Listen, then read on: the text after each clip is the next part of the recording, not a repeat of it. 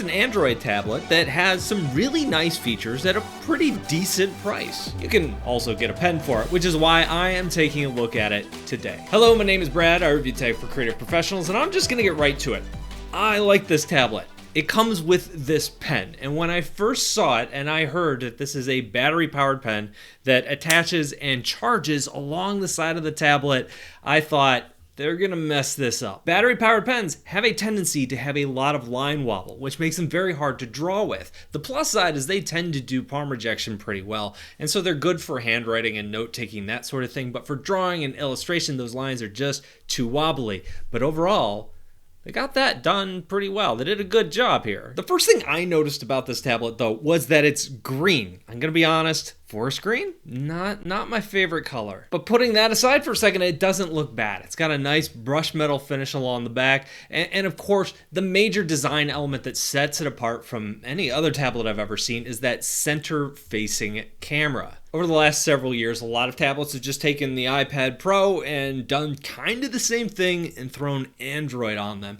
And this is doing something a little different. They've put their own design touch on this. Instead of flattening the sides, this still has a curved side effect, which I know a lot of people really like. It's just really comfortable to hold a curved device for long stretches of time. Then how do you get the pen to charge? Well, they've cut a divot along the side of the tablet to make just that section flat for charging the pen. A lot of tablets, especially ones with metallic backs, also have antenna lines on them. This is no different, and I think they've done a pretty good job of integrating that into the design. They also managed to fit in a front-facing camera along the top that does 1080p video without needing a notch. Inside the box, you're also going to find a charging block, along with a red charging cable. I picked up a pen and also one of these folio covers. I really like what Apple has done with their folio covers, so I'm hoping they borrowed some of the good features from that and pulled it over here. They have, and they haven't. It's really nice. I like the way that it magnetically connects to the tablet itself and the way that it fits perfectly with that big camera circle along the back. It feels nice, it's premium,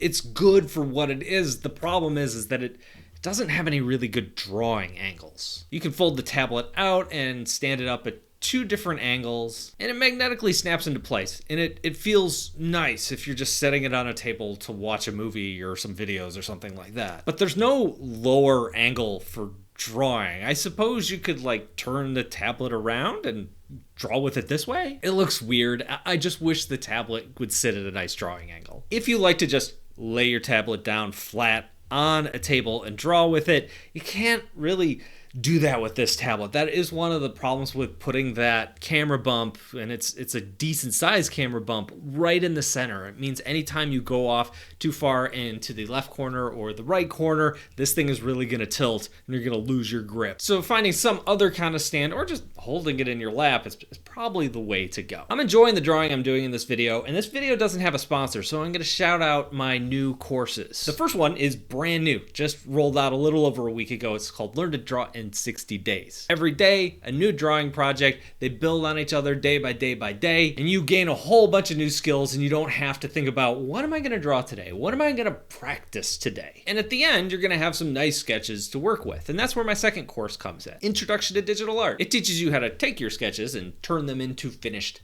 digital art. If you want more details about either of these, check out the description down below. My Learn to Draw in 60 Days course has a discount code as well that you can use on checkout, so make sure you use that. Back to the review. This screen looks pretty good. It's not an OLED display, so it's not gonna blow your mind, but it's really nice. It's a laminated display and has a really good resolution of 2,800 pixels by 2,000 pixels. It also has a variable refresh rate that can go all the way up to 144 Hertz. That's part of the reason this looks so good. I've never used Oxygen OS before. That's the skin that's sitting on top of Android, and the animations here look really crisp. Animation on an Android tablet actually is a big deal since Android is really designed for phones. When you blow it up to that big screen and start swishing around and moving around, it can feel like things are just laggy even though the processor is just fine. And Oxygen OS's animations and way of navigating this thing are really nice. And so it's hard for me to tell, since I've never used it before, is it the animations that are making it look nice, or is it the 144 hertz that makes it look really good, or is it the two things working together that make this really buttery smooth? Either way, it's a great effect. This tablet only comes in one configuration with a MediaTek Dimensity 9000 CPU, 8 gigabytes of RAM, and 128 gigabytes of storage. There are no options here to expand the storage, no extra card slots or anything like that. For drawing, I think this kind of storage space is just fine. A standard illustration is only going to be a couple megs, so you can hold hundreds and hundreds of illustrations before you run out of space. But if you like to load up a lot of games, or if you're doing any kind of video editing, I could see this filling up really fast. There is a USB Type-C port along the bottom for charging. And just as a side note, I thought the speakers sounded pretty good. Not amazing, but anytime someone takes a speaker and throws it in a really skinny tablet and makes it sound good, I'm impressed. Okay, I've been waiting to talk about it. Let's take a closer look at this pen. So it did leave a good first impression in terms of drawing, but it didn't leave a good first impression in terms of just figuring out how to connect this thing in order to charge and pair it. It says connected to the side of the tablet. It will magnetically stick anywhere along the top of the tablet where it has that little cutout. I was sticking it in the middle because that's what I expected. You actually have to charge it off center. Once you figure out the proper place to actually set it, it will find the pen, it will pair it, and that's where you're going to have to charge it going forward. You do want to be careful here because it's very easy to attach it to the side of the device but have it be off a little bit and it won't be charging. I spoiled it at the very beginning of the video. This pen doesn't have any wiggle to it. I mean, it has a little bit. If you go looking for it, you can find it. But what I find with a lot of battery-powered pens like this is that there is a ton of wiggle, and it's just not fun to use, and I think they nailed that here. That is the number one thing I'm looking for in any pen,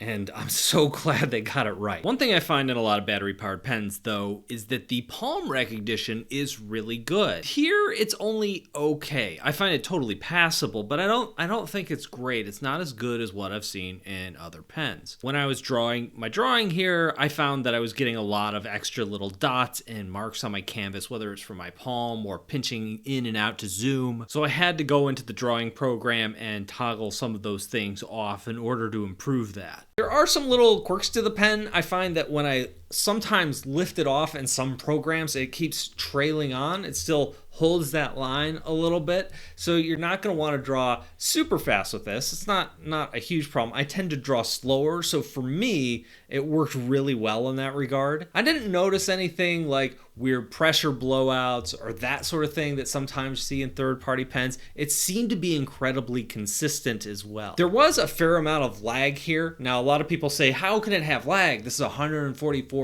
hertz display. Well, lag comes from a lot of things. One of the things that can make your pen lag, obviously, is the refresh rate. That's not what's happening here. The other thing is how well optimized are the apps that you're using. And so you're gonna get some variable in between app to app in terms of how much lag is there. I seem to notice lag in most of the apps I was using, pretty much all the apps. iBest Paint X, a ton of lag. I just did a whole video on High Paint just a few days ago. There was lag in that. Clip Studio Paint was probably the best of the bunch. While there was lag there, it wasn't quite as distracting as it was in some of the other apps. Now, the pencil does have a hard plastic tip. You're drawing on a glass screen. I'm used to drawing on like Wacom tablets and things like that have a textured screen, which gives it a really nice textured, natural feel when you're drawing. You're not really going to get this here. Your pencil will glide around a little bit, and it takes some time to kind of get used to that. So in conclusion, what do I think?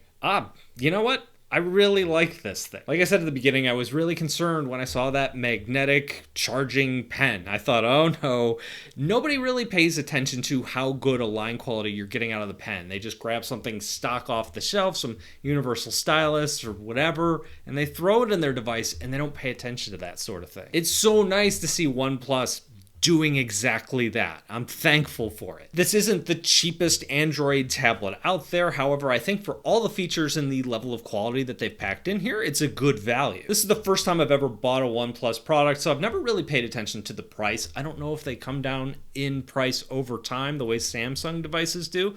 Maybe this one will. If you can find it for $50, $100 off, I think this is a very, very good value. But what do you think? Let me know down below in the comments. Thank you all for watching, and I'll talk to you in a couple of days.